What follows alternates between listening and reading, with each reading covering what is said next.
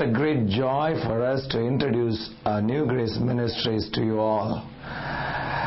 It's in the year 1919 our ministry has been established, and in the year 1998 the Lord has asked us to go to the northeastern part of the India to do His ministry, and with much pain and with much agony and with much oppositions we could able to do the ministry there in the northeast India. There were several times that we were in the gunpoint. There were several times that we have faced several problems from the terror groups as well as the local people. We were ministering in Nagaland for 11 years, and then we came back to Assam in the year 2010. And since then, we are doing our ministry basing in Assam. Assam is a place where only 3.5% of people were Christians. It's a place where 60% of the land is covered by tea garden and the rest by the paddy fields. And there are several thousands and thousands of people untouched, where the Lord has brought us there. The Lord has kept us there to do the ministry and revive the churches. And the New Grace Ministry is doing its part with different facets of the ministries, especially the healing crusades. Wherever we go for the crusades, the Lord does mighty things, and many non-Christians attend our crusades. To say more than 70-80% of the people who comes for the meetings and surrender their life for God are non-Christians. And the Lord, by His mercy, He touches the people and bring mighty healings upon them. And secondly, we are doing the evangelical training camps, where those people who have surrendered their life for God's glory, we collect them and we train them and we send them into the fields, where many people are doing God's ministry with mighty power and mighty anointing. And moreover, we target the women's group with the women's conferences and women's camps. And apart from that, we target the youths. Youths are the backbone of our country. So we conduct youth conferences, youth camps, where the youths have been touched by the power of God and they surrender their life for God's glory.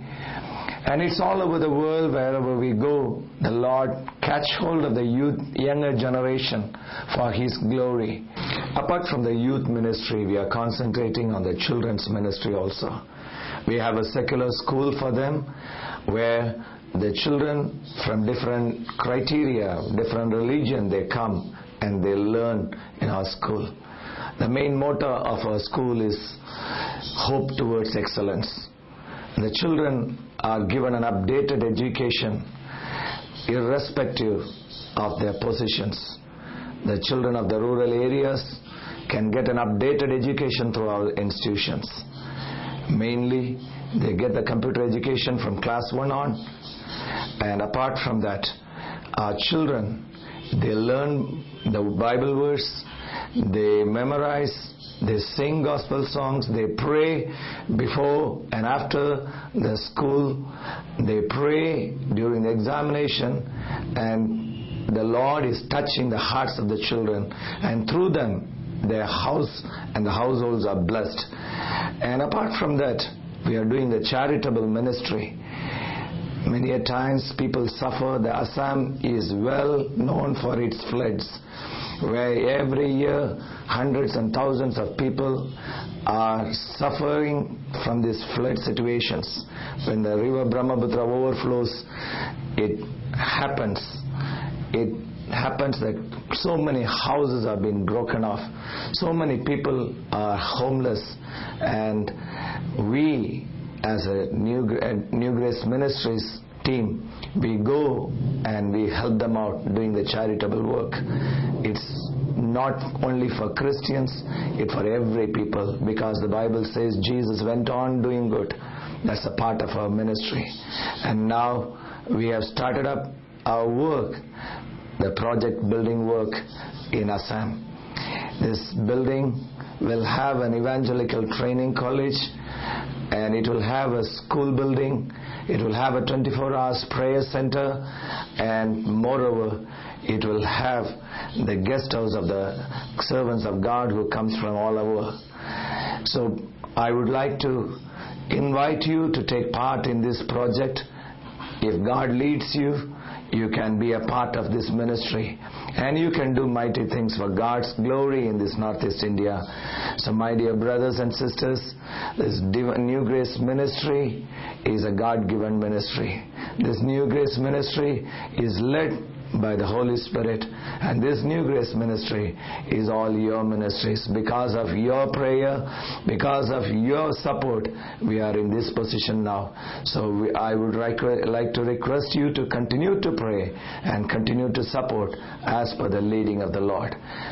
Amen.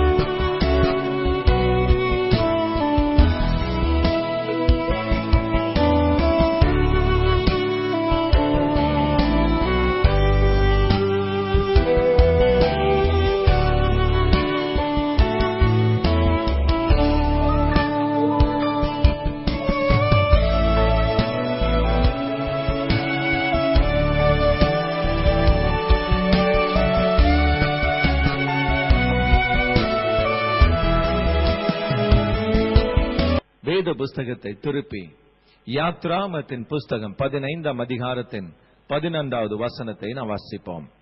Shall we turn back to Exodus chapter 15 and verse 11?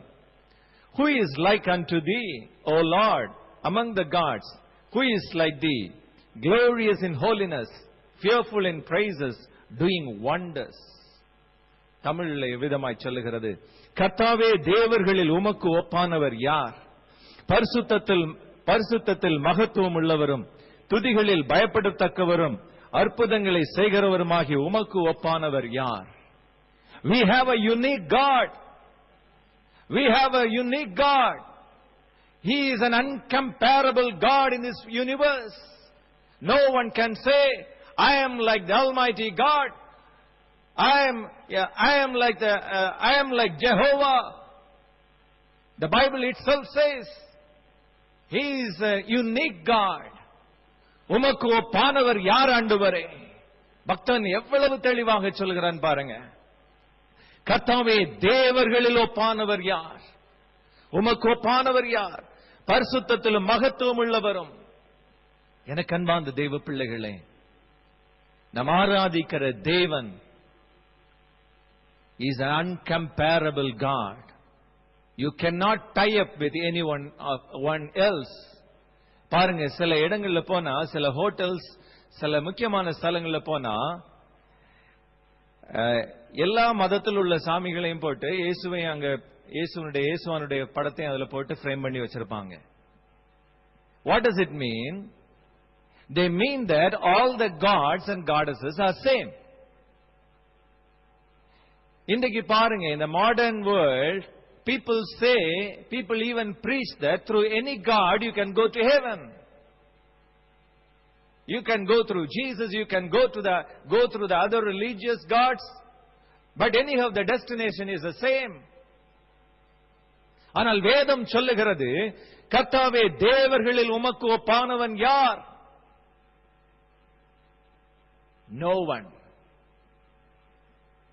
is incomparable with our Almighty God. ஏசாயா 6 அதிகாரத்தின் 1 முதல் 3 வசனங்களை வாசிக்கும் பொழுது வேதம் விவிதமாய் சொல்லுகிறது, சேனைகளின் தேவனாகிய கர்த்தர் பரிசுத்தர், பரிசுத்தர், பரிசுத்தர், பூமி அனைத்தும் அவருடைய மகிமையினால் நிறைந்திருக்கிறது என்று கூப்பிட்டு சொன்னார்கள். And one cried unto another and said, Holy, holy, holy is the Lord of hosts. நம்முடைய தேவன் பரிசுத்தத்தில் மகத்துவம் உள்ளவர். நாம் ஆராதிக்கிற தேவன் பரிசுத்தத்தில் மகத்துவம் உள்ள ஒரு தேவன். சங்கீதம் 99:5 விவிதமாய் சொல்லுகிறது. Psalms chapter 99 and verse 5 it says, Exalt ye our Lord our God and worship at his footstool, for he is holy. நம்முடைய தேவனாகிய கர்த்தரை உயர்த்தி அவர் பாதபடியிலே பணியுங்கள், அவர் பரிசுத்தம் உள்ளவர். நாம் ஏன் ஆண்டவரை ஆராதிக்க வேண்டும்? நாம் ஏன் ஆண்டவரை தேட வேண்டும்? நாம் ஏன் ஆண்டவருக்கு பரிசுத்தமாய் வாழ வேண்டும்? காரணம், அவர் பரிசுத்தமுள்ள ஒரு தேவன். நாம் ஆராதிக்கிற தேவன் பரிசுத்தமுள்ள ஒரு தேவன். இந்த உலகத்திலே ஒப்பற்ற ஒரு தேவனாய் காணப்படுகிறார். வேத புஸ்தகத்தை வாசிக்கும் பொழுது வெளிப்படுத்தின விசேஷம் 15 அதிகாரத்தின் 4வது வசனம் சொல்லுகிறது, தேவரீர் ஒருவரே பரிசுத்தர். தேவரீர் ஒருவரே பரிசுத்தர். No one else in this world, in this universe is holy. No one else can claim that I am a holy God. I am a holy Father. I am a holy Savior. No one can claim it. It is only Jesus. It is only our God Almighty can say that I myself is holy. நான் ஒருவரே பரிசுத்தர். நான் ஒருவரே பரிசுத்தர். எனக்கு அன்பார்ந்த தெய்வ பிள்ளைகளே, இந்த பரிசுத்தமுள்ள தேவன் எவைகளிலெல்லாம் பரிசுத்தமாய் இருக்கிறார், அதை குறித்து தான் நாம் இன்றைக்கு தியானிக்க போகிறோம். இந்த பரிசுத்தமுள்ள தேவன் எவற்றிலே பரிசுத்தமுள்ளவராய் இருக்கிறார்? நாம் ஏன் இந்த பரிசுத்த தேவனை நாம் ஆராதிக்க வேண்டும்? நாம் இந்த பரிசுத்த தேவனை எப்படி ஆராதிக்க வேண்டும்? இந்த தேவனை பற்றி நாம் இன்றைக்கு தியானிக்க போகிறோம். வேத புஸ்தகத்தை திருப்பிக் கொள்ளுங்கள். சங்கீதம் 145:17 விதமாய் சொல்லுகிறது. Psalms 145 verse 17 it says like this, The Lord is righteous in all his ways and holy in all his ways. கர்த்தர் தமது வழிகளிலெல்லாம் நீதி உள்ளவரும் தமது கிரியைகளிலெல்லாம் கிருபை உள்ளவருமாயிருக்கிறார். ஆங்கில வேதாகமி விதமாய் சொல்லுகிறது, He is holy in all his ways. வழிகளிலெல்லாம் பரிசுத்தமுள்ளவராயிருந்தார். எனக்கு அன்பார்ந்த தேவ பிள்ளைகளே, He was holy in all the works. Whatever he did, it was holy. It was made holy. When the earth was barren, through his word, he created this universe. He created the earth and the heaven. He created everything in this world. ஒன்றுமில்லாமல் இருந்து உருவாக்கினார். அண்ட சராசரங்களையும் படைத்தார். வானத்தையும் பூமியையும் வெவ்வேறாய் பிரித்தார். எல்லாவற்றையும் செய்த தேவன் அவர் நல்லது என்று கண்டார். அவருடைய கிரியையிலே பரிசுத்தம் உள்ளதாய் இருந்தது. எல்லாவற்றையும் படைத்த தேவன், எல்லாவற்றையும் பரிசுத்தமாய் கிரியை செய்த தேவன் மனுஷனையும் பரிசுத்தவானாய் பரிசுத்தவாட்டியாய் படைத்தார். ஹல்லேலூயா, ஹல்லேலூயா. ஆதாமை தம்முடைய சொந்த சாயலாய் உருவாக்கினார். He made him in his own image. தேவன் ஒரு பாவியை இந்த உலகத்திலே படைக்கவில்லை.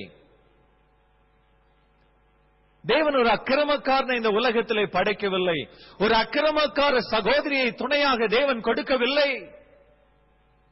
God made everything perfect. God made everything holy. Because all his works were holy.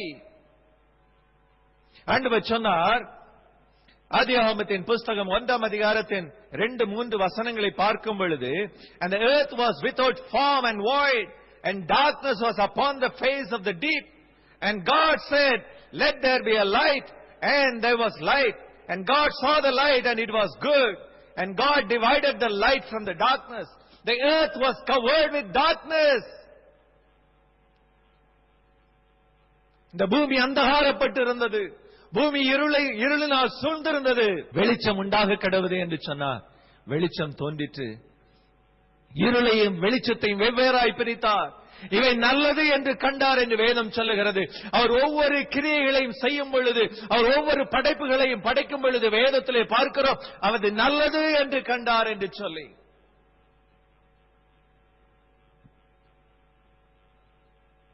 That is why he is supernatural. That is why he is incomparable God, uncomparable God. அவர் கிரியையிலே, அவருடைய வேலையில், அவர் செய்த காரியங்களிலே அவர் பரிசுத்தராய் பரிசுத்தமுள்ளதாய் காணப்பட்டது. ஆனால் அவர் மனுஷனை படைத்த போதோ தம்முடைய சாயலாகவே படைத்தார். He created man in his own image. And he found it is good. And God was communicating with a man. He was communicating with him. He did everything. He was walking with the man with whom he has created. Because he knew that he was made holy. Adam and Eve was made holy. பரிசுத்தமுள்ள ஒரு தேவன் அவர். அவர் கிரியையிலே பரிசுத்தமுள்ளவராயிருந்தார். ஆனால் எப்பொழுது மனிதன் பாவம் செய்தானோ, when you turn back to Genesis chapter 6 and 6, he was grieved for creating man. அவர் மனம் வருந்தினார் என்று வேதம் சொல்லுகிறது. அவர் மனஸ்தாபப்பட்டார் என்று வேதம் சொல்லுகிறது. மனிதனை சிருஷ்டித்தபடியினால் அவர் மனஸ்தாபப்பட்டார். He was grieved because he has created you and me. When man commits sin, he can have no more companion with God, because he is a holy God. When you turn back to Leviticus chapter 11 verse 45, Leviticus 19:2, Leviticus 20:26, 1 Peter 1:6, all these words says like that. Ye shall therefore be holy, for I am holy. நான் பரிசுத்தராய் இருக்கிறது போல நீங்களும் பரிசுத்தராய் இருக்க வேண்டும். நான் பரிசுத்தராய் இருக்கிறது போல அவரை ஆராதிக்கிற நாமும் பரிசுத்தமாய் இருக்க வேண்டும். அதைத்தான் தேவன் எதிர்பார்க்கிறான். God would have forgiven Adam and Eve. ஆனால் பாவத்தோடு தேவனோடு இணைந்திருப்பது முடியாத காரியம். இன்னைக்கு அநேகம் நாம் என்ன நினைக்கிறோம், நம்ம பாவம் செய்தாலும் பரவாயில்ல, ஞாயிற்றுக்கிழமை வந்து பாவ மன்னிப்பு கேட்டுட்டா போதும். We can continue to do the sin. Every Sunday we come to church, we ask for sorry, Lord, I have committed this sin, I have committed that sin. God will forgive and take you into His presence. That is what we feel. But my dear beloved brothers and sisters, God says, be holy, that I am holy. நான் பரிசுத்தராய் இருப்பது போல நீங்களும் பரிசுத்தராய் இருங்கள். எனக்கு அன்பார்ந்த தெய்வ பிள்ளைகளே, Genesis chapter 6 and verse 5 and 6. And God saw that the wickedness of man was great in the earth, and that every imagination of the thoughts of his heart was only evil continually. And it repented the Lord that he had made man on this earth, and it grieved him at his heart. எனக்கு அன்பார்ந்த தெய்வ பிள்ளைகளே, இன்றைக்கு நம்மை பற்றி என்ன?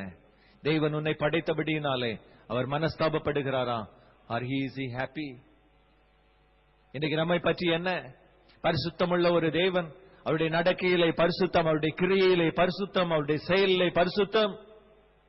அந்த பரிசுத்தமுள்ள தேவன் நம்மை எப்படிப்பட்டவராய் காண்கிறார் இன்றைக்கு? ஆதாமை ஏவாளையும் படைத்தபடியினால் மனஸ்தாபப்பட்ட தேவன் நம்மை இந்த உலகத்திலே படைத்தபடியினால் மனஸ்தாபப்படுகிறாரா? We have to put a question upon us, and we have to find out whether God is happy with me or He is grieved. He is moved with sorrows. When you turn back to Hebrews chapter 12 and verse 29, God is a consuming fire. நம்முடைய தேவன் பட்சிக்கிற அக்கினியாய் இருக்கிறார். Our God is a consuming fire. The holy God, He is holy in all His deeds. The holy God, He is holy in His works. He is holy by Himself. But the holy God has another face, a consuming fire.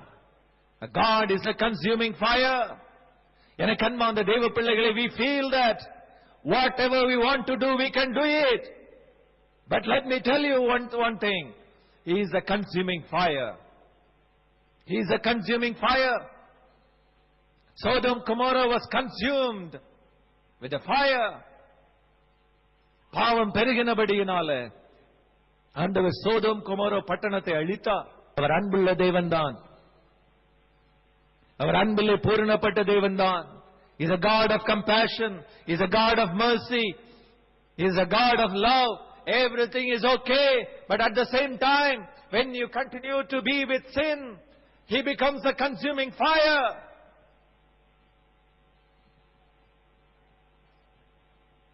இன்றைக்கு நம் கிருபையின் காலத்தில் வாழ்ந்து கொண்டிருக்கிறோம். ஆகவேதான் நம்முடைய மனம் போன்று நாம் வாழ்ந்து கொண்டிருக்கிறோம்.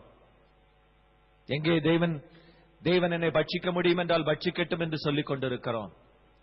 தேவன் பார்த்தும் பாராதவரை போல் இருக்கிறார் என்று சொல்லிக் கொண்டிருக்கிறோம். எனக்கு அன்பார்ந்த தேவ பிள்ளைகளே, உன்னுடைய வேரடியிலே கோடாரி வைக்கப்பட்டிருக்கிறது. உன்னுடைய வேரடியிலே கோடாரி வைக்கப்பட்டிருக்கிறது. இயேசு சொல்கிறார், இந்த ஒரு முறை கூட விட்டு விடுவோம். Let me give him one more chance. Let me give my son one more chance. Let me give my daughter one more chance. At least by now she will repent. At least by now he will repent. தேவன் நமக்காக, இயேசு நமக்காக பரிந்து கொண்டிருக்கிறபடியினால இன்றைக்கு நான் நிர்மூலமாகாமல் இருந்து கொண்டிருக்கிறோம். தேவன் பட்சிக்கிற அக்கினியாயிருக்கிறார். பரிசுத்தமுள்ள தேவனிடத்திலே பரிசுத்தம் இல்லாமல் ஒருவனும் சேர முடியாது. பரிசுத்தம் இல்லாமல் ஒருத்தியும் சேர முடியாது. God Himself is holy. He wants His children to be holy, to get associated with Him, to get mingled with Him, to work with Him. எனக்கு அன்பார்ந்த தெய்வ பிள்ளைகளே, நாமே ஆராய்ந்து பார்ப்போம். நாம் எப்படிப்பட்டவர்களாய் காணப்படுகிறோம்? உபாகமத்தின் புஸ்தகம் 4ஆம் அதிகாரத்தின் 23, 24 வசனங்களை வாசிக்கும் பொழுது, நீங்கள் உங்கள் தேவனாகிய கர்த்தர் உங்களோடே பண்ணின உடன்படிக்கையை மறந்து உங்கள் தேவனாகிய கர்த்தர் வேண்டாம் என்று விலகின எவ்வித சாயலான விக்கிரகத்தையும் உங்களுக்கு உண்டாக்காதபடிக்கு எச்சரிக்கையாயிருங்கள். உங்கள் தேவனாகிய கர்த்தர் பட்சிக்கிற அக்கினி, அவர் எரிச்சலுள்ள தேவன் என்று வேதம் சொல்லுகிறது. God is a holy God. At the same time, He is a God of jealous. He is a God of consuming fire. அவருக்கு பிரியமில்லாத எந்த காரியத்தை நாம் செய்யும் பொழுதும் அவர் பட்சிக்கிறவராய் காணப்படுகிறார். அவருக்கு விருப்பமில்லாத எந்த ஒரு காரியத்தை நீ செய்யும் பொழுதும் அவர் பட்சிக்கிறவராய் காணப்படுகிறார். அவர் அருவருக்கிற எந்த ஒரு விக்கிரகத்தை நீ ஆராதிக்கும் பொழுது He becomes a God of consuming fire. எனக்கு அன்பார்ந்த தெய்வ பிள்ளைகளே, அதைத்தான் அந்த பட்சிக்கிற தெய்வன் தான் சோதோம் குமார பட்டணத்தை அழித்தது. அந்த பட்சிக்கிற அக்கினியை அழித்தது. பாவம் தேவனுடைய சன்னதியிலே வந்து சேர்ந்தது. எனக்கு அன்பார்ந்த தெய்வ பிள்ளைகளே, பாவத்தோடு நாம் வாழ்வது முடியாத காரியம். உலகத்திற்கும் தேவனுக்கும் இடையிலே நாம் வாழ்வது முடியாத காரியம். ஆண்டவரை ஆராதிக்க வேண்டுமானால் பரிசுத்தத்தோடு நாம் ஆராதிக்க வேண்டும். ஆண்டவரோடு நெருங்கி வர வேண்டுமானால் ஆண்டவருக்கு ஏற்ற காரியங்களை, அவருக்கு விருப்பமான காரியங்களை நாம் செய்ய வேண்டும். இன்றைக்கு நாம் உலகத்தையும் திருப்திப்படுத்துகிறோம், ஆண்டவரையும் திருப்திப்படுத்த விரும்புகிறோம். Many a times we feel we mistake that, oh, if I throw my money, God will be satisfied. No! God doesn't need your good for nothing money. But He needs your heart. உன்னுடைய இருதயத்திலே பரிசுத்தத்தை அவர் எதிர்பார்க்கிறார். என் மகன் பரிசுத்தமுள்ளவனாய் இருக்கிறானா, பரிசுத்தமுள்ளவளாய் இருக்கிறாளா, இதைத்தான் அவர் எதிர்பார்க்கிறார். எனக்கு அன்பார்ந்த தெய்வ பிள்ளைகளே, கிருபையின் காலம் முடிவடையும் பொழுது பட்சிக்கிற அக்கினி நம்மேல் கடந்து வரும். எனக்கு அன்பார்ந்த தெய்வ பிள்ளைகளே, when you turn back to Genesis 19:24, then the Lord rained upon Sodom and upon Gomorrah the brimstone and fire. சோதம் குமரா பட்டணத்தின் மேல் அக்கினியை கர்த்தர் ஊற்றினார். அந்த பட்டணமே அழிந்தது. எனக்கு அன்பார்ந்த தெய்வ பிள்ளைகளே, நாம் அழிவுக்கு தப்ப வேண்டுமானால் நம்மை நாம் மாற்றிக்கொள்ள வேண்டும். நம்மை நாமே மாற்றிக்கொள்ள வேண்டும். எத்தனை நாள் நாம் இந்த பாவத்திலே வாழுவோம்? எத்தனை நாள் நாம் இந்த அந்தரங்க ஜீவிதத்திலே நாம் ஜீவித்துக் கொண்டிருப்போம்? How long you are going to be in the darkness, my brother? How long you are going to commit secret sin? Today God wants you to repent. You are worshipping a holy God. Worship Him with all holiness. He wants you to worship Him with all the holiness. And God is a consuming fire. At the same time, when you turn back to Psalms 116 and verse 5, the Bible says like this: கர்த்தர் கிருபையும் நீதியும் உள்ளவர், நம்முடைய தேவன் மனமுருக்கமானவர். God is a God of compassion. God is a God of compassion. When you look around, the world is filled with sin. Oh, even after He consumed the Sodom and Gomorrah, the sin started growing more and more. It has reached the ears of the Lord. But through His compassion, as He is a God of compassion, He sent Jesus into this world. The peak of His compassion was sending Jesus, His only begotten Son, into this world. எனக்கு அன்பார்ந்த தெய்வ பிள்ளைகளே, அவர் மனதுருக்கத்தின் உச்சகட்டமாக அவர் தம்முடைய ஒரே பேரான குமாரனை இந்த உலகத்திலே அனுப்பினார். எனக்கு அன்பார்ந்த தெய்வ பிள்ளைகளே, உனக்காகவும் எனக்காகவும் நீயும் நானும் பட்சிக்கப்படாமல் இருக்கும்படியாக, நீயும் நானும் அழிவை சந்திக்காமல் இருப்பதற்காக தேவன் தம்முடைய ஒரே பேரான குமாரன் இயேசுவை தம்முடைய மனதுருக்கத்தின் நிமித்தம் அனுப்பி வைத்தார். தம்முடைய மன உருக்கத்தின் நிமித்தம் அனுப்பி வைத்தார். ஏசாயா 55:7 விதமாய் சொல்லுகிறது: Let the wicked forsake his way, and the unrighteous man his thoughts, and let him return unto the Lord, and He will have mercy upon him, and to our God, for He will abundantly pardon. துன்மார்க்கன் தன் வழியையும் அக்கிரமக்காரன் தன் நினைவையும் விட்டு கர்த்தரிடத்தில் திரும்ப கடவன். அவர் அவன் மேல் மனதுருகுவார். அவர் மன்னிக்கிறதற்கு தயை பொருந்தினவராயிருக்கிறார். எனக்கு அன்பார்ந்த தெய்வ பிள்ளைகளே, நம்முடைய வழிகளை விட்டு விலகும் பொழுது, நம்முடைய கிரியைகளை விட்டு விலகும் பொழுது, அவர் மனதுருக்கமுள்ள ஒரு தேவன், நம்மை மன்னிக்கிற ஒரு தேவனாய் காணப்படுகிறார்.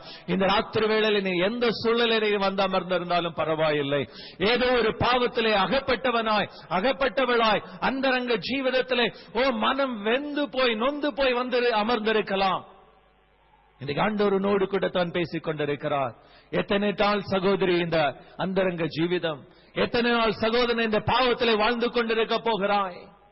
இன்றைக்கு ஆண்டவரை நோக்கி கூப்பிடு, ஆண்டவரே என்னை மன்னியும், ஆண்டவரே என் பாவத்திலிருந்து என்னை விடுதலையாக்கும் என்று சொல்லு. தேவன் உன்னை மன்னிக்க வல்லவராயிருக்கிறார். தேவன் உன்னை தொட வல்லவராயிருக்கிறார். எனக்கு அன்பார்ந்த தெய்வ பிள்ளைகளே, அவர் அற்புதங்களின் தேவன், அவர் மனதுருக்கத்தின் தேவன். அந்த மனதுருக்கம் இயேசுவை இந்த உலகத்திற்கு அனுப்பிற்று. Jesus Christ came into this world because of the love of the Father towards the humanity. அவர் சொன்னார், என் சொந்த மகனை நான் அனுப்புகிறேன் இந்த உலகத்தில் இவ்வளவாய் அன்பு கூர்ந்து என்று வேதாகமம் சொல்லுகிறது. தேவன் நம்முடைய ஒரே பேரான குமாரனை இந்த உலகத்திலே அன்பு கூர்ந்தபடியினாலே அவர் அனுப்பினார். உன்மேலும் என் மேலும் அன்பு கூர்ந்தபடியினாலே அனுப்பினார். ஒரே பேரான குமாரனை சிலுவைக்காய் அவர் அனுப்பி வைத்தார். என கண்மார்ந்த தெய்வ பிள்ளைகளே, இயேசு கிறிஸ்துவின் சிலுவை வெறுமையாக ஒரு சடங்காச்சாரமாக அல்ல. It is not just a sacrifice for the humanity. அது ஒரு அர்ப்பணிப்பு அல்ல, அது ஒரு கடமைக்காக அவர் செய்யவில்லை.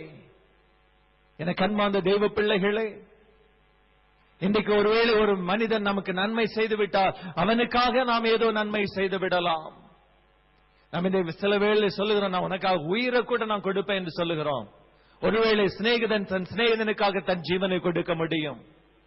ஆனால் அவரை வெறுத்த நமக்காக, அவரை ஒதுக்கி தள்ளின நமக்காக, அவருக்கு விரோதமாய் எழும்பின நமக்காக, அவருக்கு விரோதமாய் பாவம் செய்த நமக்காக அவர் தம்மையே பாவ பலியாக ஒப்பு கொடுத்தார். It is a sacrifice of the Lord God. He has given His only begotten Son to this world. என கண்பார்ந்த தெய்வ பிள்ளைகளே, பரிசுத்தமுள்ள ஒரு தேவன் தம்முடைய இரக்கத்தின் நிமித்தம் பரிசுத்தமுள்ள தம்முடைய குமாரனை அந்த சிலுவையை, அந்த சாப சிலுவையை சுமக்கும்படியாய் செய்தான். என கண்பார்ந்த தெய்வ பிள்ளைகளே, பரிசுத்தத்தின் உச்சம் இயேசுவின் சிலுவையிலே கடந்து வந்தது. இயேசுவின் சிலுவையிலே நிறைவேறிற்று. என கண்பார்ந்த தெய்வ பிள்ளைகளை, the Lord said, be holy as I am holy. இயேசு கிறிஸ்துவின் ரத்தம் நம்மை பரிசுத்தப்படுத்த முடியும். இன்றைக்கு ஒருவேளை நீ சொல்லலாம், ஐயோ நான் எப்படி பரிசுத்தமாய் மாறுவது, ஐயோ நான் இருளிலே வாழ்ந்து கொண்டிருக்கிறேனே, ஐயோ நான் பாவத்திலே வாழ்ந்து கொண்டிருக்கிறேனே. இயேசு கிறிஸ்துவின் ரத்தம், அந்த சிலுவையிலே தேவன் காண்பித்த அந்த இரக்கம், அந்த சிலுவையிலே தேவன் காண்பித்த அந்த அன்பு, அந்த சிலுவையிலே தேவன் நம்மையில் வைத்திருக்கிற அந்த மனதுருக்கம் இன்றைக்கு உனக்கு பாவ மன்னிப்பை வழங்க வல்லமை உள்ளதாய் காணப்படுகிறது. உன்னை கழுவி சுத்திகரிக்க வல்லமை உள்ளதாய் இருக்கிறது. ஒரு மனிதனுடைய பாவத்தை கழுவ முடியாது. ஒரு மனிதனுடைய அக்கிரமத்தை மாற்றி களைந்து போட முடியாது. பரிசுத்தமுள்ள ஒரு தேவன் நமக்காக பலியாடாய் கடந்து போனார். அந்த பலியின் நிமித்தம், அவருடைய இரத்தத்தின் நிமித்தம் நாம் பரிசுத்தம் அடைய முடியும். அந்த இரத்தம் நம்மை கழுவி சுத்திகரிக்க முடியும். இந்த ராத்திரி வேளை அந்த இரத்தம் உன்னை கழுவி சுத்திகரிக்க வல்லமை உள்ளதாக இருக்கிறது. காரணம், அவருடைய பிதாவினுடைய சித்தத்தை அவர் நிறைவேற்றினார். அவருடைய பிதாவின் சித்தம் என்ன? Be holy as I am holy.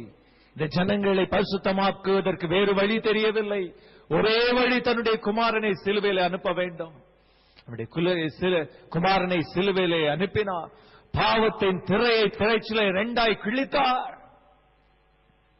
இன்றைக்கு நமக்கு விடுதலையை கொடுத்திருக்கிறார். இன்றைக்கு நமக்கு ஒரு சுக ஜீவிதத்தை கொடுத்திருக்கிறார். இன்றைக்கு ஒரு பாவற்ற வாழ்க்கையை கர்த்தர் கொடுத்திருக்கிறார். இயேசு கிறிஸ்துவின் நிமித்தம். A God of holiness. He was good. He was holy in all His ways. He was holy in all His works. He is a God of compassion, a God of consuming fire. At the same time, He is the peak of His love.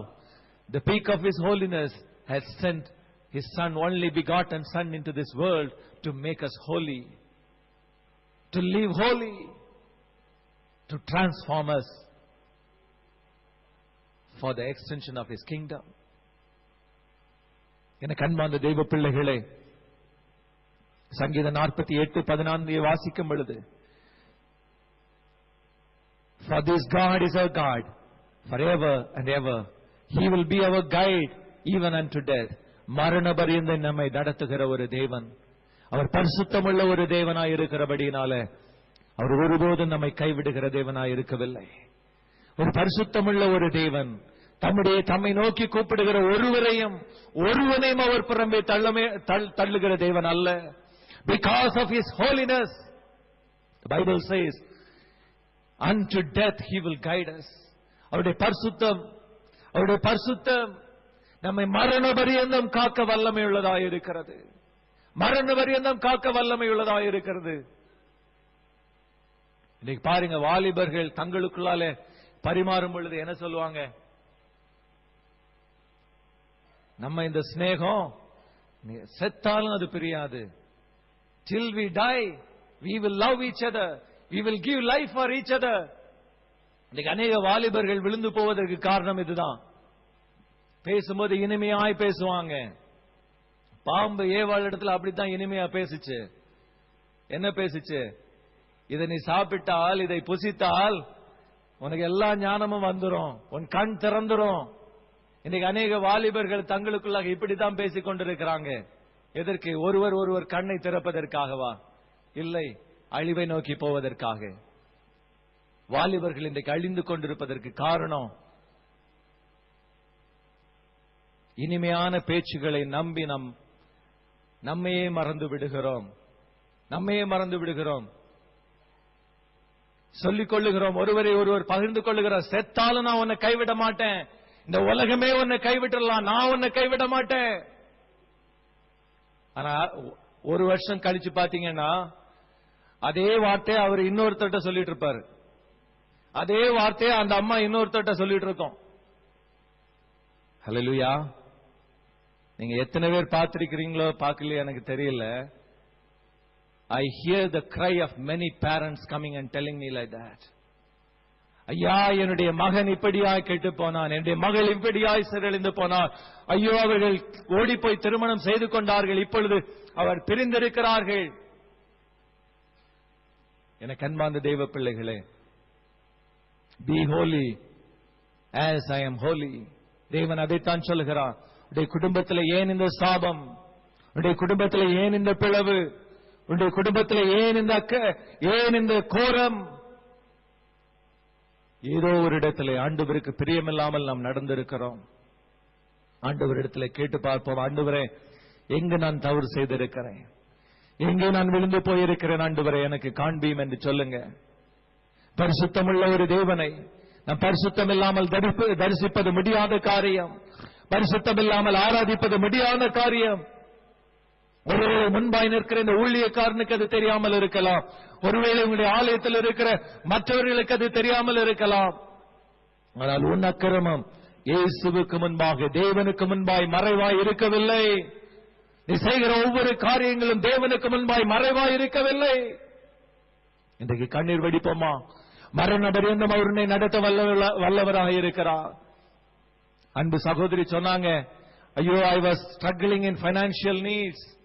எனக்கு அன்பான தெய்வ பிள்ளைகளே, கர்த்தர் உன்னை அழைத்திருப்பது உண்மையானால், தேவன் உன்னை தெரிந்து கொண்டிருப்பது உண்மையானால், தேவன் இயேசு கிறிஸ்துவின் ரத்தத்தினாலே நீ கழுவப்பட்டிருப்பது உண்மையானால், நீ பரிசுத்த ஜீவனம் ஜீவிப்பது உண்மையானால், மரண பரியந்தம் உன்னை நடத்த வல்ல தேவனாய் இருக்கிறார் அவர்.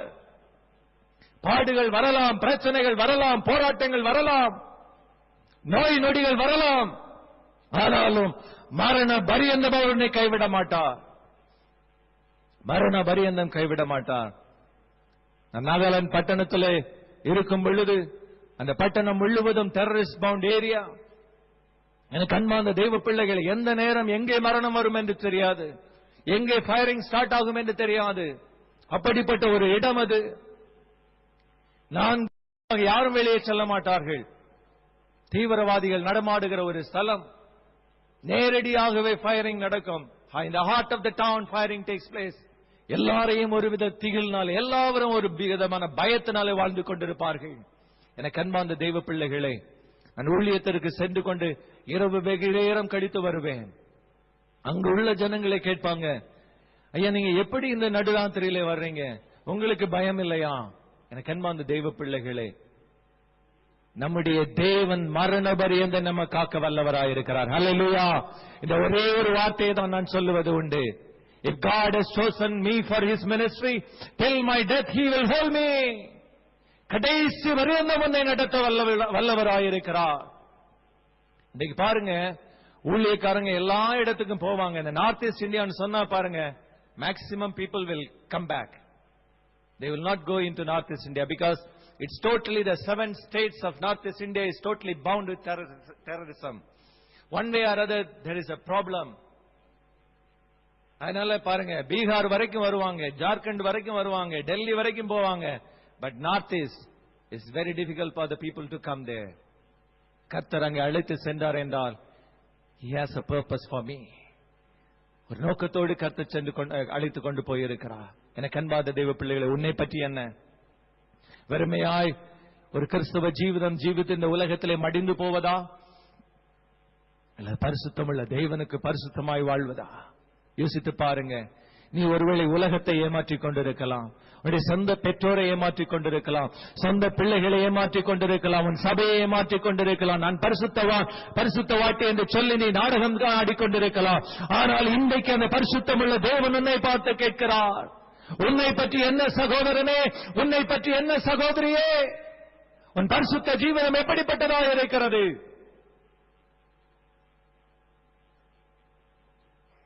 இன்றைக்கு உன்னை ஒப்புக் கொடுப்பாயானால் இந்த பரிசுத்தமுள்ள ஒரு தேவன் மரண பரியந்தம் உன்னை காக்கும்படியாக நம்முடைய கரத்தினாலே உன்னை பிடிக்க வல்லவராயிருக்கிறார். Hallelujah. Wherever you go, in whatever circumstances you may be, God will hold your hands. Once He holds your hands, He will never leave you. If you try to hold Him, you will leave Him and go away. But when God holds your hands, He will never leave you, never let you down. எந்த ஒரு கஷ்டமாயிருந்தாலும், எந்த ஒரு பிரச்சனையாயிருந்தாலும் தேவன் உன்னை நடத்த வல்லவராயிருக்கிறார். ஏசாயா 58:11 நாம் வாசிக்கும் பொழுது வேதம் சொல்லுகிறது, and the Lord shall guide thee continuously. கர்த்தர் நித்தம் உன்னை நடத்தி என்று தமிழ்ல சொல்லுகிறது. அவர் நித்தம் நம்மை நடத்த வல்லமையுள்ள தேவன். இந்த பரிசுத்தமுள்ள தேவன் எப்படிப்பட்டவர்? அவர் நித்தம் நம்மை நடத்த வல்லவராயிருக்கிறார். காலையில் எழுந்தவுடன் ஜெபிங்க, ஆண்டவரே இந்த பாவம் நிறைந்த உலகத்திற்குள்ளாய் கடந்து செல்லுகிறேன், என்னை பாதுகாத்துக் கொள்ளும் ஆண்டவரே, என்னை பரிசுத்தமாய் நடத்தும் ஆண்டவரே, எனக்கு விரோதமாய் எழும்பி வருகிற சத்துருவை மேற்கொள்ளக்கூடிய அந்த பரிசுத்தத்தை எனக்குள் தாரும் ஆண்டவரே என்று சொல்லி அதிகாலையில் எழுந்து நீ ஜெபிப்பாயானால் கர்த்தர் உன்னை நித்தம் நடத்த வல்லவராயிருக்கிறார். இன்றைக்கு இந்த modern வேர்ல்ட்ல we don't find time to pray even. Many people will say that, brother, I am so busy, I have no time to pray at all. எனக்கு அன்பார்ந்த தெய்வ பிள்ளைகளே, நீ கர்த்தருக்கென்று நேரத்தை நீ ஒதுக்காவிட்டால் அவரிடத்திலிருந்து நீ ஆசீர்வாதம் பெறுவது முடியாத காரியம். இன்னைக்கு எல்லாரும் பாருங்க, கஷ்டமான நேரத்தில் தான் ஆண்டவரை கூப்பிடுவோம். ஏதோ முடியாத ஒரு சூழ்நிலைக்கு வரும்பொழுதுதான் ஆண்டவரை கூப்பிடுகிறோம். கர்த்தர் நம்மை நன்றாக வைத்திருக்கும் பொழுது ஆண்டவரை கூப்பிடுவது இல்லை.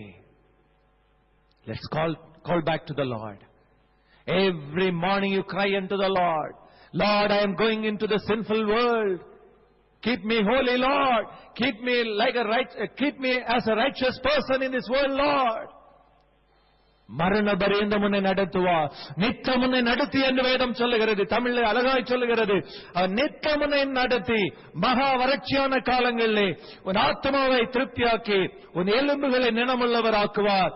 நீ நீர்ப்பாய்ச்சலான தோட்டத்தை போலவும் வற்றாத நீரூற்றை போலவும் இருப்பாய்.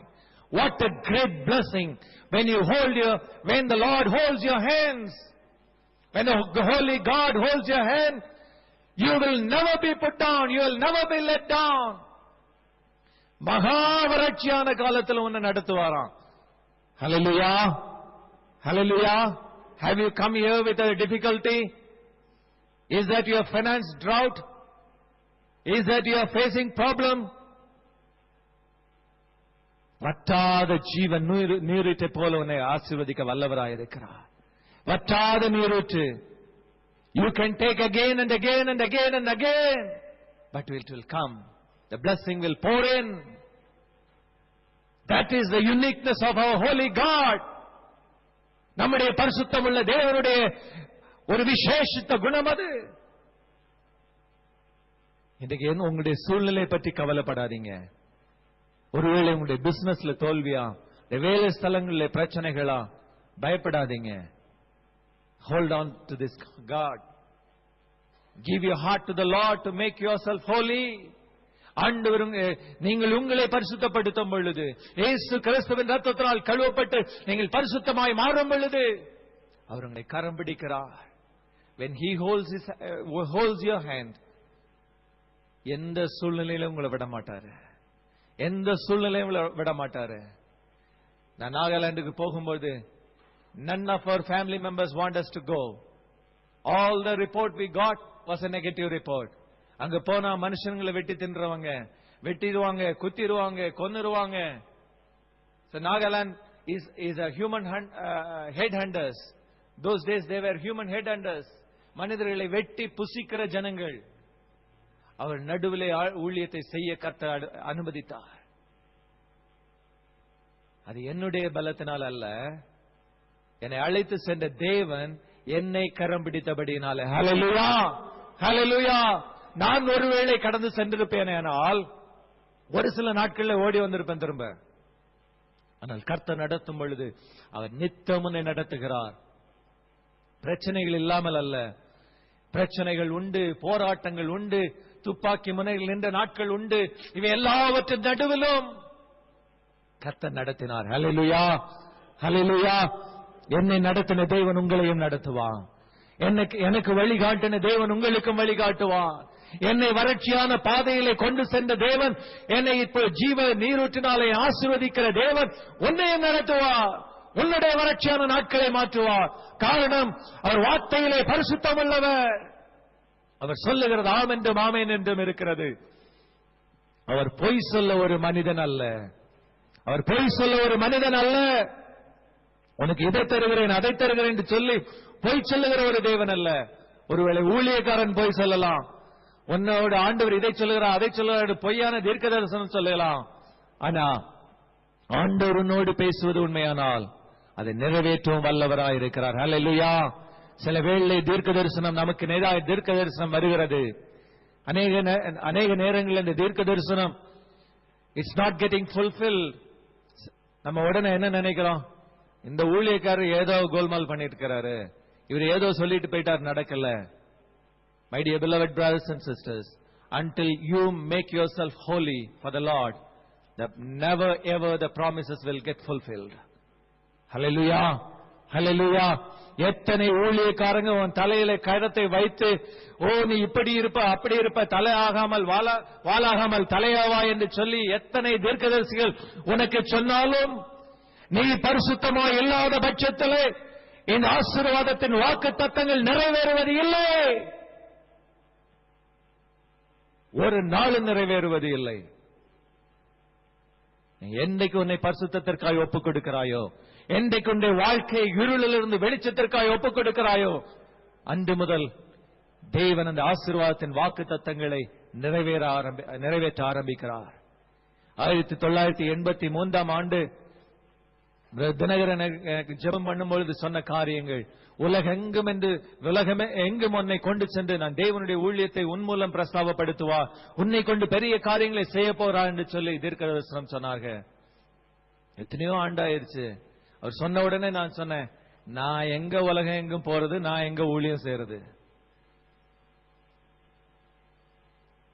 நான் ஏளனமாக ஒரு வார்த்தை சொல்லிக் கொண்டு வந்தேன், நான் இதெல்லாம் நடக்கிறது இல்ல பிரதர். ஆனால் பாருங்க, தேவன் என்னை பக்குவப்படுத்தினார். 20 ஆண்டு பிற்பாடாக தேவன் முதல் முறையாக இந்தியாவிலிருந்து வெளிநாட்டிற்காக தேவன் ஊழியத்திற்காக அழைத்து வந்தார். ஹல்லேலூயா. How long it took? It took 20 years to fulfill the promise which God has given to me. எனக்கு அன்பார்ந்த தேவ பிள்ளைகளே, நம்மை அவர் முதலாவதாக தகுதிப்படுத்துகிறார். இந்த தகுதிப்படுத்தின பின்பு தான் அவர் என்னென்ன தீர்க்க தரிசனங்களை சொன்னாரோ அதை ஒன்றன் பின் ஒன்றாக நிறைவேற்றுவார். ஹல்லேலூயா. வருஷ தொடக்கத்தில் எல்லாருக்கும் ஒரு வாக்குத்தத்தம், எல்லாரும் ஒரு வாக்குத்தத்தம் வச்சு கொண்டிருக்கிறோம். இதெல்லாம் எப்ப நிறைவேற்றுவாரு? When God will fulfill all these promised words? When we are made holy, when you are holy, when you commit your life for holiness and righteous, you will see the promises being fulfilled in His word, in your life. When you turn back to Hebrews chapter 12 and verse 14, follow peace with all men and holiness, without which no man shall see the Lord. பாருங்க எவ்வளவு தெளிவா சொல்லிருக்கு பாருங்க. யாவரோடும் சமாதானமாய் இருக்கவும் பரிசுத்தமாய் இருக்கவும் நாடுங்கள், பரிசுத்தம் இல்லாமல் ஒருவனும் தேவ கர்த்தரை தரிசிப்பது இல்லை. யாரோடு இருக்கணுமா? யாவரோடும் சமாதானமாய் இருக்க வேண்டுமா? It is not only with your husband, not only with your children, not only with your wife, not only with your church, with everyone you have to be peaceful. Follow peace with all men and holiness, without which no man shall see the Lord. நீ எல்லாம் செய்திடலாம். உன் அக்கம் பக்கத்துல இருக்கிறவங்களோட சண்டை போட்டு இருந்தா, can you see the Lord? Never ever. நீ ஆண்டவருக்கா எல்லாம் செய்யலாம், உபவாசம் இருக்கலாம், எல்லாம் பண்ணலாம். உன்னுடைய சபை விசுவாசிகளோடு நீ பேசாம இருப்பாயானால், சபையில் இருக்கிற மற்றொரு சகோதரனோடு சகோதரியோடு நீ மனஸ்தாபத்தோடு இருப்பாயானால், you can't see the holy God. இன்னைக்கு அநேக சபைகள் நடக்கிறது அப்படித்தான். ஒருவருக்கு ஒருவர் போட்டி, ஒருவருக்கு ஒருவர் ஜெலஸ். முன்னால பாட வந்துட்டா போதும், இவன் மட்டும்தான் பாடுவாளா நானும் பாடுவேன், இவன் மட்டும்தான் செய்வாளா நானும் செய்வேன், இவர் மட்டும்தான் பிரசங்கம் பண்ணுவாரா நானும் பண்ணுவேன். These are all the spirit of jealous. When it comes, you lose your holiness. உன்னுடைய பரிசுத்தத்தை இழந்து போகிறாய். ஒருவரை குறித்து தவறான ஒரு காரியத்தை நீ சிந்திப்பாயானால் உனக்கும் தேவனுக்கும் சம்பந்தம் இல்லை. You can't communicate with a holy God without being holy. ஆகவேதான் ஆண்டவர் சொல்லுகிறார், யாவரோடும் சமாதானமாய் இருக்கவும் பரிசுத்தமாய் இருக்கவும் நாடுங்கள். பரிசுத்தம் இல்லாமல் ஒருவரும் கர்த்தரை தரிசிப்பது இல்லை. Do you want to meet this God? Do you want to see this God? You have to commit your life tonight. You have to humble yourself to the Lord, asking for forgiveness. Lord, I have committed sin. I am in darkness, Lord. Somewhere I have committed sin. Somewhere I have spoken against some people. Lord, forgive me. ஆண்டவரே என்னை மன்னியும். மற்றவர்களுக்கு விரோதமாக நான் பேசி இருக்கிறேன், மற்றவர்களோடு சமாதானம் இல்லை. ஆண்டவரே என்னை மன்னியும் என்று சொல்லு. ஆண்டவரே நான் இருளிலே வாழ்ந்து கொண்டிருக்கிறேன், இருளுக்கும் வெளிச்சத்துக்கும் சம்பந்தம் ஏது என்று வேதம் சொல்லுகிறது. ஆண்டவரே இந்த இருளிலிருந்து என்னை மாற்றும் என்று சொல்லுங்க. பரிசுத்தமுள்ள ஒரு தேவன் பரிசுத்தமில்லாமல் இருக்க நம்மோடு கூட உறவாடுவது முடியாத ஒரு காரியம். நம்மை நாம் பரிசுத்தப்படுத்த வேண்டும். இந்த ராத்திரி வேளை நீ நாம் ஆயத்தமா இருக்கிறோமா? ஆண்டவரே என்னை பரிசுத்தப்படுத்தும் என்று கூப்பிட ஆயத்தமா இருக்கிறோமா? தேவன் உன்னை கரம் பிடிக்க வல்லவராய் இருக்கிறார். உன்னை கரம் பிடிக்க வல்லவராய் இருக்கிறார். மனதுருக்கமுள்ள ஒரு தேவன் தான். மனிதனை படைத்தபடியினால் மனஸ்தாபப்பட்ட ஒரு தேவன் தான். ஆனால் இயேசு கிறிஸ்துவின் சிலுவையின் நிமித்தம், அவர் சிலுவையில ரத்தம் சிந்தினதின் நிமித்தம் அவருடைய அன்பு மறுபடியும் இந்த உலகத்தில் வெளிப்பட்டது. பிதாவினுடைய அன்பு மறுபடியும் வெளிப்பட்டது. மறுபடியும் நமக்கு ஒரு தருணம் கொடுக்கப்பட்டது. அவருடைய ரத்தத்தினாலே கழுவப்பட்டு பரிசுத்தமாவதற்கு ஒரு தருணத்தை ஆண்டவர் மறுபடியும் கொடுத்திருக்கிறார். இன்றைக்கு அந்த ரத்தத்தினாலே கழுவப்பட நம்மை ஒப்புக் கொடுப்போமா? ஆண்டவரே என்னையும் கழுவும் ஆண்டவரே, என்னையும் இந்த ரத்தத்தினால் கழுவும் ஆண்டவரே, ஈசோப்பினால் என்னை சுத்திகரியும் ஆண்டவரே என்று கேட்பாயா? உன்னை சுத்திகரிக்க வல்லவராயிருக்கிறார், உன்னை கழுவது வல்லவராயிருக்கிறார். அவர் பட்சிக்கிற அக்கினிதான். ஆனாலும் தன்னுடைய சொந்த குமாரனை இந்த உலகத்திற்கு அனுப்பி அந்த ஆக்கினையிலிருந்து நம்மை தப்பிக்க வல்லவராயிருக்கிறார். அந்த ஆக்கினையிலிருந்து நம்மை தப்பிக்கும்படியாக தம்முடைய குமாரனை அனுப்பி இருக்கிறார். எனக்கு அன்பான தேவ பிள்ளைகளே, ஒருவேளை நாளை தினம் நம்முடையதல்லாமல் இருக்கலாம். ஒருவேளை இந்த இரவிலே ஆண்டவருடைய வருகை இருக்கலாம். ஒருவேளை நாளை தினம் நாம் இந்த உலகத்தில் இல்லாமல் இருக்கலாம். இன்றைக்கு இது ஒருவேளை நம்முடைய கடைசி தருணமாய் இருக்கலாம். ஆண்டவரை நோக்கி கூப்பிடுவோமா? ஆண்டவரை என்னை பரிசுத்தப்படுத்தும் ஆண்டவரே, என்னை பரிசுத்தப்படுத்தும் ஆண்டவரே என்று கூப்பிடுவோமா? ஒருவேளை ஆதாமும் ஏவாளும் ஆண்டவருடைய சமூகத்திலே, ஆண்டவரே நாங்கள் பாவம் செய்து விட்டோம், என்னை மன்னியும் என்று சொல்லி கேட்டிருப்பார்களே. ஆனால் ஒருவேளை ஆண்டவர் மன்னித்து ஏற்றுக்கொண்டிருக்கலாம். ஆனா பாருங்க, ஒருவருக்கு ஒருவர் குறையை மற்ற இடத்துல தான் போட்டாங்க. They started shifting their blame upon others. Many a times we too do that. Blame shifting is quite frequently happening when we commit sin. நம்ம பாவம் செய்யும் போது ஏண்டா இப்படி செய்தன்னு கேட்டா சொல்லுவாங்க, ஓ அவன் இப்படி செய்ய சொன்னா அதனால செய்தோம், அந்த அம்மா இப்படி செய்ய சொன்னாங்க அதனால செய்தோம். அநேக வேளையில் நாம் பாவம் செய்திருக்கிறோம் என்று சொல்லி நாம் அறிக்கையிடுவது இல்லை. ஆண்டவரே நான் பாவி என்று சொல்லி அறிக்கையிடுவதில்லை. ஆண்டவரே அவன் செய்தான், ஆண்டவரே இந்த சகோதரி செய்தான், இவங்களை மன்னிங்க ஆண்டவரே, அவங்களை மன்னிங்கன்னு சொல்றோம். எத்தனை நாட்கள் ஆண்டவரே நான் ஒரு பாவி, என்னை மன்னிங்க என்று கதறி இருக்கிறோம். நித்தம் நம் ஆண்டவரை நோக்கி கூப்பிடும் பொழுது அவர் நித்தம் நம்மை நடத்த வல்லவராய் இருக்கிறார். ரட்சிக்கப்பட்டு விட்டோம் என்று சொல்லி இருக்காதீங்க. ரட்சிக்கப்பட்டோம், ரட்சிக்கப்படுவேன், ரட்சிக்கப்படுவோம் என்று சொல்லி இருங்க. It is not enough that you have been saved 40 years before or 20 years before or 10 years before. What is your present situation, my brother? What is your present position, my sister? Are you holy now? Forget about the day which you have been baptized. Forget about the day which you have been saved. What is your position right now? When the coming of the Lord Jesus happens now, where He will be? What is your position? இன்னைக்கு அநேகர் நாம் மாரடித்துக் கொள்ளுகிறோம். நான் ரட்சிக்கப்பட்டு 40 வருஷம் ஆயிற்று brother, நான் ரட்சிக்கப்பட்டு 20 வருஷம் ஆயிற்று பிரதர் மாரடித்துக் கொள்ளுகிறோம். என்னுடைய ஊழியத்தில் நான் இதை செய்தேன் அதை செய்தேன் சொல்லிக் கொண்டிருக்கிறோம். இன்றைக்கு உன்னை பற்றி என்ன சகோதரனே, இன்றைக்கு உன்னை பற்றி என்ன சகோதரியே? ஆண்டவர் நீ நேற்றுக்கு செய்ததை குறித்து கவலைப்பட மாட்டாரு. நேற்றுக்கு என்ன செய்தான்னு ஜட்ஜ்மெண்ட்ல கேட்க மாட்டாரு. இன்றைக்கு நீ என்ன செய்தான்னு தான் கேட்பாரு. ஹல்லேலூயா, ஹல்லேலூயா. நீங்க மறந்துருங்க, நேற்று என்ன நடந்ததுன்னு மறந்துருங்க. இன்றைக்கு நான் எப்படி இருக்கேன்னு சோதித்து பாருங்க. ரைட் நவ ஹவ் ஐ ஆம் வித் காட். இன்றைக்கு என்னுடைய நிலைமை தேவனோடு எப்படி இருக்கிறது? நான் பரிசுத்தவானா இருக்கிறேனா, பரிசுத்தவாட்டியா இருக்கிறேனா, இல்ல ஏதோ ஒரு இடத்துல தவறு செய்திருக்கிறேனா? மன்னிப்பு கேட்போம். ஆண்டவரே எங்களை மன்னியும்னு கேட்காதீங்க, ஆண்டவரே என்னை மன்னியும்னு கேளுங்க. I want everyone to pray individually. I want you to pray. I don't want that to be a mass prayer. I don't want it to happen as a mass prayer. I want every individual to cry out individually to the Lord. நீ கூப்பிடும்போது உன் கூப்பிடுதலுக்கு அவர் செவி கொடுக்கிற வல்லவராயிருக்கிறார். நீ கூப்பிடு, அப்பொழுது உனக்கு பதில் கொடுப்பார். தாவீது கூப்பிட்டான், ஆண்டவர் பதில் கொடுத்தாரு. நீ கூப்பிடு, உனக்கு பதில் கொடுப்பார். ஹல்லேலூயா, ஹல்லேலூயா. என் உபத்திரவத்தின் நாட்களிலே நான் கர்த்தரை நோக்கி கூப்பிட்டேன், தேவன் எனக்கு பதிலை கொடுத்தார். இன்றைக்கு நீ தேவனை நோக்கி கூப்பிடுவாயினால் அதே தேவன் உனக்கும் பதில் கொடுக்க வல்லவராயிருக்கிறார். ஏதோ ஒரு ஊழியக்காரன் ஜெபிப்பதனால் உனக்கு பதில் கொடுக்கிறவர் அல்ல, அவர் நீ கூப்பிட்டாலும் கேட்க வல்லவராயிருக்கிறார். ஒரு சிறு பிள்ளை ஆண்டவரை நோக்கி கூப்பிட்டாலும் ஆண்டவர் கேட்க வல்லவராயிருக்கிறார். உன் ஜெபத்திலே வல்லமை உண்டு, உன் ஜெபத்திலே பரிசுத்தம் உண்டு, உன் ஜெபத்திலே கிரியைகள் நடக்கும் சகோதரனே, உன் ஜெபத்திலே கிரியை நடக்கும் சகோதரியே. நீ இன்றைக்கு ஜெபித்து பார்.